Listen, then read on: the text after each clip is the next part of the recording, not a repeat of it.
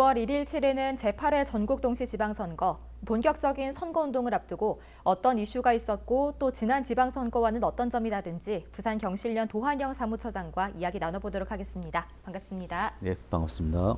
네. 이번 지방선거를 앞두고 가장 큰 이슈가 국민의힘 경선이 아닐까 싶은데요. 좀 간략하게 요약 부탁드립니다. 네, 그 국민의힘 경선 과정을 좀 말씀을 드리면 일단 구청장 같은 경우는 공천에 60여 명 정도가 이렇게 신청을 했었고요. 네. 남구하고 기장군의 경우가 공천 신청자가 각각 7명으로 가장 좀 치열했다 이런 말씀드릴 수 있을 것 같습니다. 그리고 또 하나는 이제 공천 과정에서의 좀 문제가 좀 갈등들이 많이 자범들이 발생을 했다. 네. 아무래도 공천 과정에 대한 명확한 기준들이 좀 그리고 기준들이 없다 보니까 이런 문제들이 나왔다라고 좀 보여지고요. 당협위원장이라든가 지역구 국회의원들에 대한 단수 추천이 많으면서 많은 혼란들이 갈등이 나왔고 어쩌면 이 공천에서 탈락한 분들이 또 무소속으로 출마를 결정한 이런 과정들이 있다 보니까는 이번 지방선거에서 중요한 변수로 좀 작용하지 않겠는가 이렇게 말씀드릴 수 있을 것 같습니다. 네, 지금 더불어민주당도 기초단체장에 도전하는 시의원과 구의원이 상당수 있었습니다. 이 네. 특별한 이유가 있을까요? 일단은 아무래도 이제 그 민주당 같은 경우에는 이제 구청장이라든가 시의원들, 구의원들 같은 경우 대부분 다 또 현역들이 많이 있습니다. 그래서 국민의힘에 비하면 좀 공천 신청자가 좀 적다라고 좀 보여지고요. 민주당 같은 경우는 일찌감치 현역 구청장들 같은 경우 후보를 좀 많이 확정을 좀 해드렸습니다.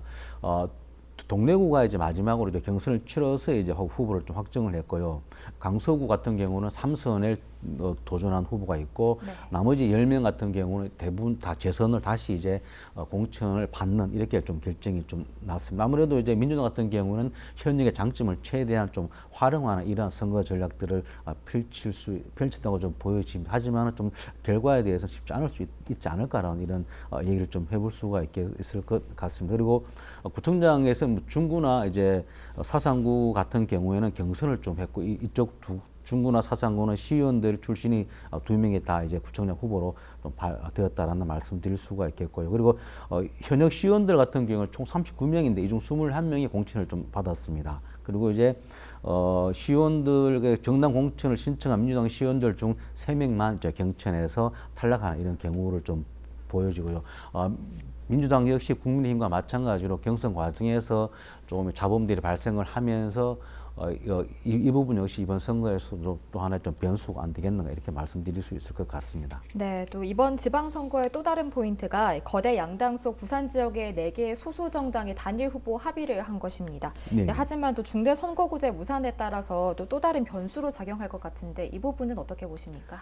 사실 이제 진보정당 후보 단일화 같은 경우 좀 매우 좀 정치 개혁이라든가 좀 정치 변화와 그리고 군소정당들의 정치 진입을 위해서 매우 좀 바람직한 현상이라고 좀 보여집니다. 네. 하지만은 좀 결과적으로 말씀을 드려보면은 이번 지방선거에서 진보정당 후보들이 단일화를 한다 하더라도 물론 효과가 있고 의미는 매우 크다라고 볼 수는 있겠지만은 결과적으로 얼마 정도의 의석수를 확보할 수 있을지는 제가 볼 때 좀 미지수다.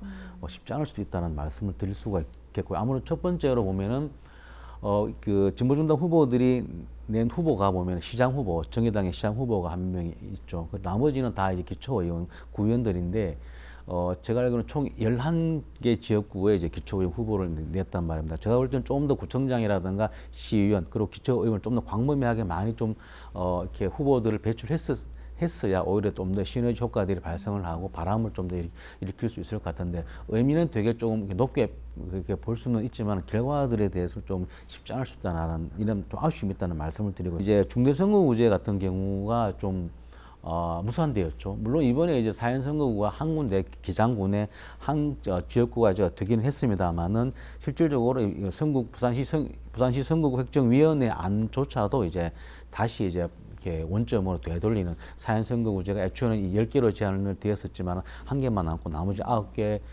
지역구 같은 경우는 2인 선거구를 쪼개는 이런 과정들이 있었죠. 어찌 보면 이 과정에서 보면은 거대 양당이죠. 민주당이나 국민의힘은 정말 당락에 철저하게 움직이는 이런 정당으로 볼 수밖에 없다. 특히 민주당 같은 경우에는 이번 대선에서 자신들의 공약을 내걸었음에도 불구하고 이걸 되짚는 이런 모습을 보인 것에 대해서는 제가 볼 때 좀 분명한 심판들이 있어야 되지 않을까라고 좀 보여집니다. 네.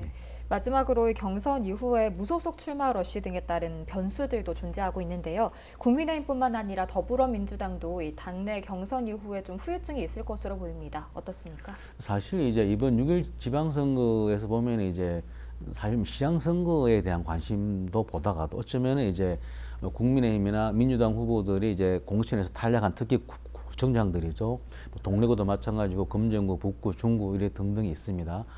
이런 후보들이 이제 탈락한 후보들이 무소속으로 출마를 결정을 함으로써 어쩌면 그 지역구의 선거에 대한 관심이 되게 높게 나올 수밖에 없다. 실질적으로 대부분 다 또 많은 분들이 이제 무소속으로 이제 출마를 결정한 분들이 보면 또 오랜 기간 또 지역 활동이라든가 정당 활동을 하신 분들이 많아요. 그렇다면은 이번 선거가 이제 어쩌면 국민의힘으로서는 지난 대선의 결과로서 좀 더 뭐 어쩌면 전 지역구에 대한 석권을 좀 기대할 수도 있겠습니다만 어쩌면 이번 공천 과정에서 자본과 갈등들이 어쩌면 그런 부분에 대한 좀 큰 변수로서 작용할 가능성이 많기 때문에 어쩌면 이제 향후에 뭐 민주당이든 국민의힘이든 이 부분에 대한 좀 대비와 대책들이 좀 필요할 거라고 좀 보여지고요. 물론 이제 선거 결과가 각 당들이 원하는 대로 나오면은 이런 뭐 후유증 이 부분 좀 적을 수는 있겠지만 만약에 그렇지 않다라면은 실질적으로 당내 갈등이나 분열 이 부분들은 여전히 이제 계속 이어질 가능성이 있기 때문에 어쩌면 지역 정치로 본다라면 좀 마이너스가 아니겠는가 이렇게 말씀드릴 수 있을 것 같습니다. 네, 알겠습니다. 오늘 이렇게 지방선거와 관련해서 부산경실련 도한영 사무처장과 이야기 나눠봤습니다. 고맙습니다. 예, 감사합니다.